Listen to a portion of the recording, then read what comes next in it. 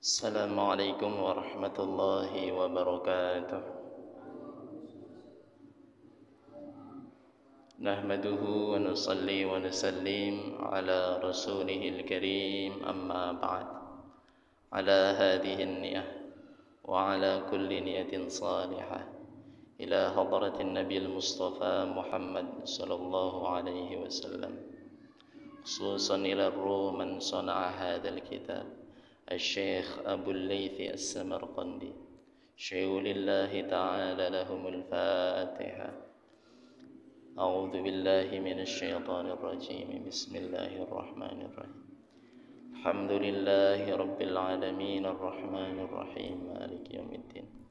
إياك نعبد وإياك نستعين. اهدنا الصراط المستقيم صراط الذين أنعمت عليهم غير المغضوب عليهم ولا الضالين.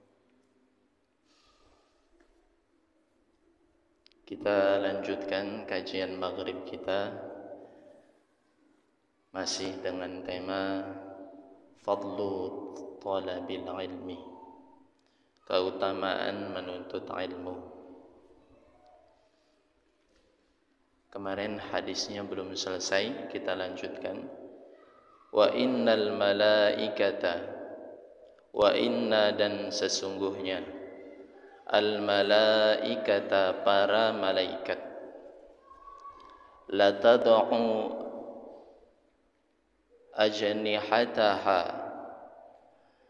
la tad'u pasti meletakkan sayapnya, li talibil ilmi untuk para penuntut ilmu. Sungguhnya malaikat pasti melebarkan sayapnya untuk para penuntut ilmu. Maknanya apa ini? Para alim ulama menjelaskan makna daripada malaikat melebarkan atau meletakkan sayapnya bagi para pencari ilmu adalah malaikat datang dengan membawa rahmat dari Allah Subhanahu wa ta'ala untuk para pencari ilmu. Ridwan, karena sebab ridha, bima yasna, bima dengan apa, yasna yang dikerjakan oleh para penuntut ilmu. Wa innal alim, wa inna dan sesungguhnya, al alimah orang yang berilmu, yastaghfir lahu kullu man fis samawati wa man fil ardh, akan memintakan ampun bagi setiap makhluk yang hidup di antara langit ke-1 sampai dengan langit ke-7, dan makhluk hidup yang ada di bumi ini. Wal hitan, dan ikan-ikan atau makhluk hidup, fi jawfil ma'i, di antara air atau yang berada di air. Maka seorang alim akan senantiasa mendapatkan fadilah atau keutamaan. Apa keutamaannya? Di antaranya semua makhluk yang Allah ciptakan, yang ada dari langit 1 sampai ke langit ke-7, yang ada di bumi, yang ada di dalam air. Ini maknanya apa? Semua makhluk yang Allah ciptakan di alam manapun itu akan memintakan ampun bagi siapa? Bagi orang yang berilmu.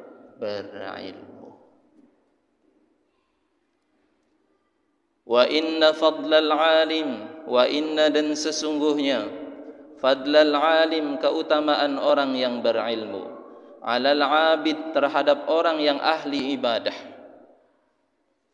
kafadlil qamari lailatal badri, maka laksana bulan purnama, ala sairil kawakib, yang mana cahayanya terang benderang di antara bintang gemerlap. Ini seorang alim di antara orang ahli ibadah. Jadi keutamaan orang alim dengan orang ahli ibadah maka jelas jauh lebih utama di sisi Allah, yakni orang alim lebih utama. Al-alim ya'mal bi'ilmihi, alim yang beramal dengan ilmunya. Tetapi di antara keutamaan duduk di majelis ta'lim belum beramal juga sudah diberikan keutamaan oleh Allah. Apa di antaranya? Sebagaimana yang termaktub dalam hadis, ya Aba Darrin, la an taqduwa fata'allama ayatan min kitabillah. Wahai Abu Dzar, jika engkau pergi pada pagi hari untuk mempelajari satu ayat dari Al-Quran, khairul laka min an tusalliya mi'ah raq'ah, maka itu lebih baik bagimu daripada solat sunnah 100 rakaat. Wa ya Aba Dzar, la an taqduwa fata'allama baban minal ilmi umila bihi aw lam yu'mal, khairul laka min an tusalliya alfa raq'ah. Wahai Abu Dzar, jika engkau pergi pada pagi hari untuk mempelajari satu bab daripada ilmu, kata Rasulullah, itu lebih baik bagimu daripada engkau salat 1000 rakaat salat sunnah. Kenapa demikian? Karena dengan ilmu kita tahu rukun dan syaratnya salat. Karena dengan ilmu kita faham bagaimana cara ruku yang benar, bagaimana cara takbir yang benar, bagaimana cara sujud yang benar. Dan sebaliknya, tanpa ilmu dia tidak faham bagaimana cara sujud yang benar, bagaimana cara ruku yang benar, bagaimana cara ibadah yang benar. Tapi bukan berarti berhenti ibadah, enggak. Karena umur akan senantiasa bertambah. Sembari ibadah diiringi dengan niat untuk senantiasa mencari ilmu. Ya. Wa innal ulama, wa inna dan sesungguhnya al ulama yakni para alim ulama atau fa'il, subjek daripada orang yang berilmu. Sesungguhnya orang yang berilmu, warathatul anbiya, yakni mereka adalah pewaris para nabi. Subhanallah. Pewaris para nabi. Warisan yang paling mulia adalah mewarisi apa yang diwariskan oleh para anbiya, yakni ilmu.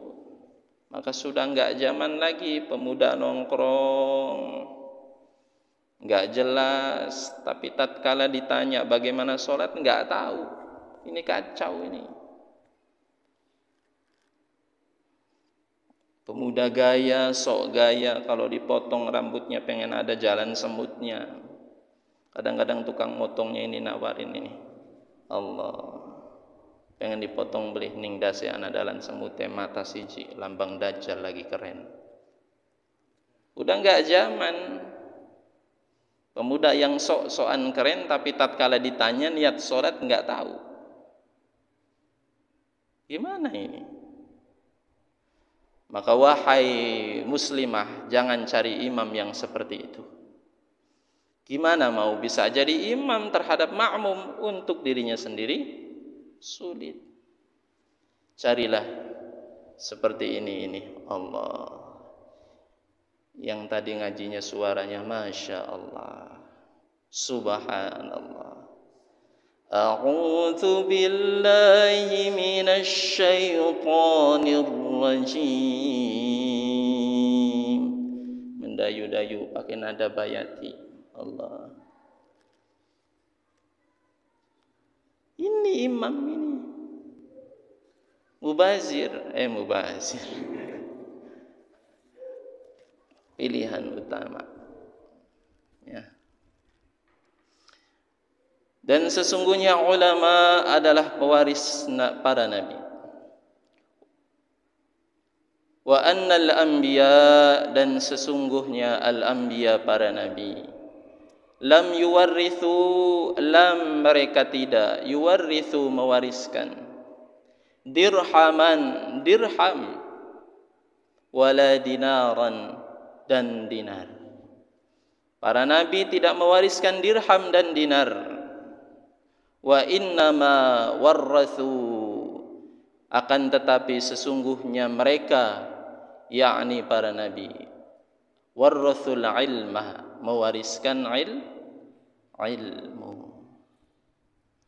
Maka kalau pengen mulia di hadapan Allah dan tentunya di hadapan makhluk Allah, berusaha untuk mewarisi apa yang dipunyai oleh para nabi. Bagaimana caranya?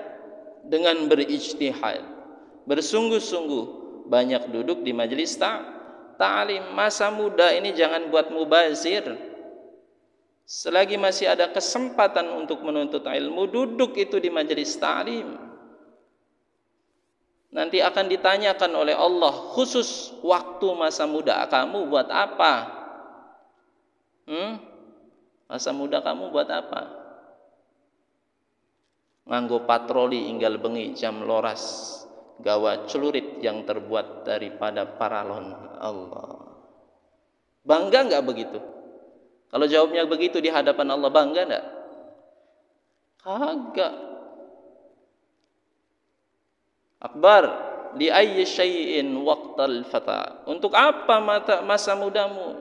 Jawab di hadapan Allah, ya Allah, sesungguhnya waktu muda saya duduk di majelis tahfiz, tapi mabar Mobile Legend. Allah, enggak, itu bohongan, tapi ada benernya. Ya, masa muda itu waktu spesial, jangan buat mubazir. Masa muda adalah masa di mana mata kamu memandang dengan jelinya, mana itu bangunan yang rongsok, mana itu bangunan yang seperti gitar Spanyol. Masa muda adalah masa di mana telinga bisa mendengar dengan hebat, lisan bisa berkata dengan fasih, kaki bisa melangkah kemanapun kamu berada. Itu masa muda. Bebas engkau punya kehendak di masa muda, dengan engkau mempunyai jasad yang sehat.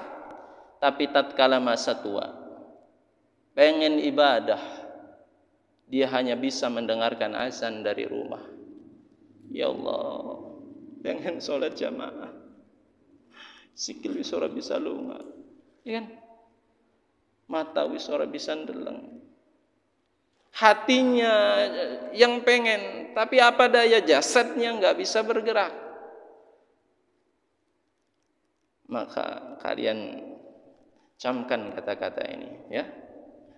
Gunakan masa muda dengan jalan taat pada Allah Subhanahu wa taala. Syabun nasha'a fi ibadatillah. Salah satu golongan yang akan mendapatkan naungan di hari yang tidak ada naungan nanti di padang mahsyar adalah syabun, pemuda, pemudi, muslim dan muslimah, nasha'a fi ibadatillah, yang tumbuh dia bersabar untuk tumbuh di jalan ibadah kepada Allah Subhanahu wa taala. Sabar dia. Yang lain malam mingguan bonceng awewe, sabar dia. Saya jomblo fisabilillah, saya enggak mau membonceng kecuali yang halal.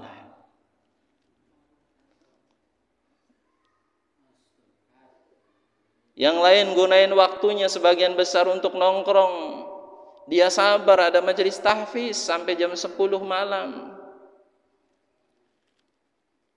Maka pemuda-pemuda yang seperti ini akan mendapatkan naungan di hari yang tidak ada naungan. Pemuda apa lagi? da'athu imra'atun dhata mansibin wa jamalin faqala inni akhafullah. Pemuda yang diajak berzinah dengan perempuan yang bukan hanya cantik, tapi juga dari keturunan bangsawan, hartanya banyak, enggak ada siapa-siapa, di dalam kamar tinggal ditarik itu bajunya. Tapi dia berkata apa?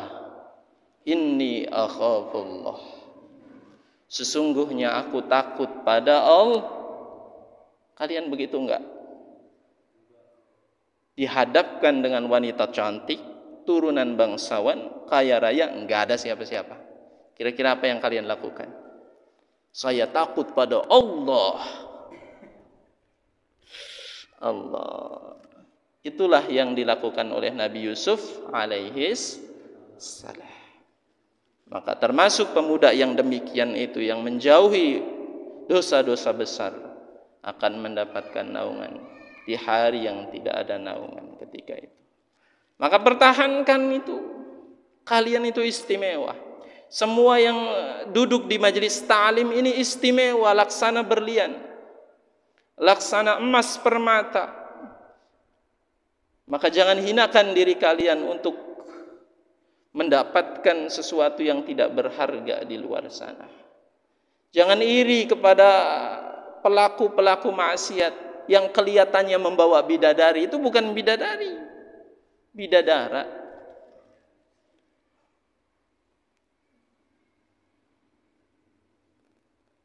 Pasangan kalian itu terbungkus dengan rapi, dijauhi dari lalat, dijauhi dari nyamuk. Allah, jangan iri. Nikmati masa ibadah kalian dengan Allah. Nikmati masa kesendirian kalian dengan Allah. Faman akhadahu, maka barang siapa yang mengambil bagian ilmu itu, faqad akhadha bihadzin wafirin, maka kata Nabi, sungguh dia telah mengambil bagian yang besar dari warisan para nabi. Menuntut ilmu itu wajib, sebab sholat butuh ilmu, puasa butuh ilmu, wudhu butuh ilmu, makan butuh ilmu, berpakaian butuh ilmu. Maka benar kata para alim ulama, setiap amal yang dilakukan oleh seorang yang berilmu semuanya jadi ibadah. Ini ibadah, itu ibadah. Di mana-mana ada ibadah. Makan dan minum, tidur di rumah, semua jadi ibadah. Enggak enak kalau ang ditinadakan itu nyanyiannya orang tua. Kalian milenial atau dialog-alog ya. Dengan syarat dengan ilmu amalnya. Qala haddatsana al-faqih Abu Ja'far. Telah bercerita al-faqih Abu Ja'far. Haddatsana Abu Bakrin Ahmad bin Muhammad bin Sarikin. Telah bercerita kepada kami Abu Bakar Ahmad bin Muhammad bin Syarik. Haddatsana Ibrahim bin Abdullah. Telah bercerita kepada kami Ibrahim bin Abdullah. An Ja'far, dari Ja'far bin Aufin. An Abil Umaysh, dari Abil Umaysh. Anil Qasim, dari Qasim. Qala, beliau berkata, Qala Abdullah bin Mas'ud radhiyallahu anhu, maka berkatalah Abdullah bin Mas'ud radhiyallahu anhu. Maka berkatalah salah satu sahabat Nabi, yakni Abdullah bin Ibnu Mas'ud. Man huwa mani, ada dua perkara. La yushbi'ani, yang tidak akan merasa kenyang. Ada dua perkara yang tidak akan merasa kenyang, kata Abdullah bin Mas'ud. Yang pertama, talibul ilmi, seorang pencari ilmu. Seorang yang sudah cinta dengan ilmu, dia akan senantiasa mencari ilmu, terutama ilmu agama. Dia tidak akan merasa kenyang. Maka saking nikmatnya mencari ilmu, saking nikmatnya beramal dengan ilmu, masyhur di kalangan kita kisah-kisah para alim ulama yang kadang-kadang sering nganggurin istri di malam hari hanya untuk murojaah ilmu dari isya sampai subuh.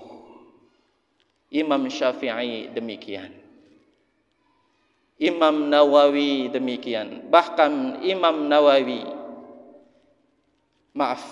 tidak sempat menikah karena sibuk mencintai ilmu.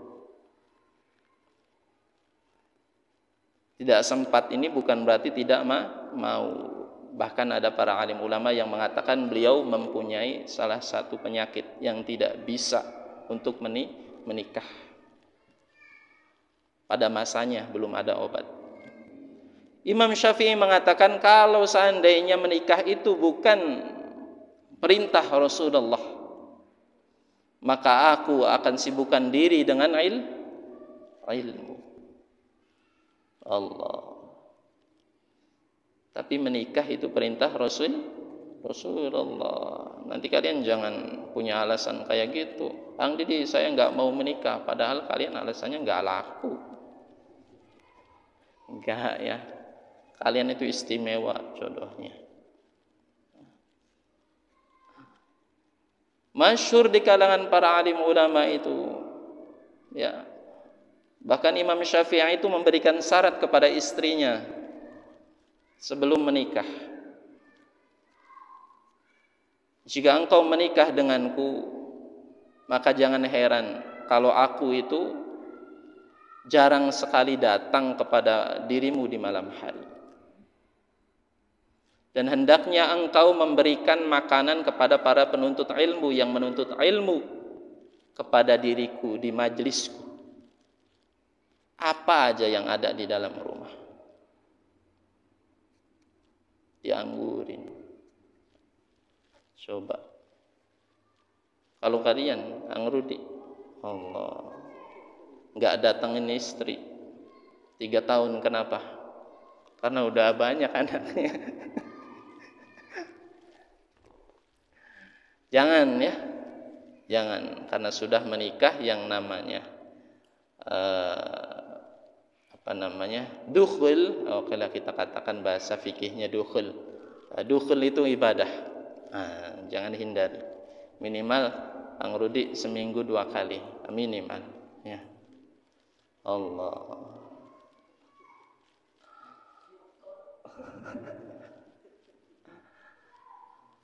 Yang pertama yang tidak akan puas yakni para penuntut ilmu. Yang kedua wa talibud dunya, dan para pencari dunia juga tidak akan merasa puas. Bahkan jikalau apa yang ada di dunia ini ia miliki, mereka akan minta tambah. Pencari dunia pun tidak akan puas. Maka hati-hati, yang perlu diperbaiki ini qalbun, bukan semakin dunianya bertambah. Ya. Wa huma la yastawiyani, akan tetapi keduanya sangat berbeda di hadapan Allah Subhanahu wa taala. Amma talibul ilmi, adapun orang yang senantiasa mencari ilmu, dia tidak akan merasa cukup, tapi apa yang dia dapat, fayasdadu ridhan minar rahmah, maka dia akan bertambah ridho, dia akan mendapatkan karunia ridho dari minar rahman, dari sang maha rahman, yakni Allah Subhanahu wa ta'ala. Wa amma talibud dunya, adapun orang yang mencari dunia, mereka tidak akan merasa puas dan tidak akan merasa cukup. Fayasdadu, maka mereka bertambah. Apanya yang bertambah? Fitughyan, dalam melampaui batas dan dalam mengambil jalan yang sesat. Naudzubillah. Ya. Kalau menciptakan bahagia itu yang pintar. Bahagia kalian apa ekspektasinya? Saya mah bahagianya tuh kalau minum kopi di majelis tahfiz. Kan gampang tuh. Ya kan? Habis Isya minum kopi di majelis tahfiz. Tapi jangan ngopi doang, murojaah. Ya ini mah ngopi doang, murojaahnya lupa apa-apaan ini. Enggak setor-setor. Sebulan enggak setor-setor, kirain Ang Didi mau nyetor 1 juz. Tapi nyetor 2 ayat. Subhanallah. Wallahu a'lam bishawab. Kita tutup dengan doa kifaratul majlis. Subhanallah bihamdihi, subhanallah bihamdika, asyhadu an la ilaha illa anta, astaghfiruka wa atubu ilaik. Assalamualaikum warahmatullahi wabarakatuh.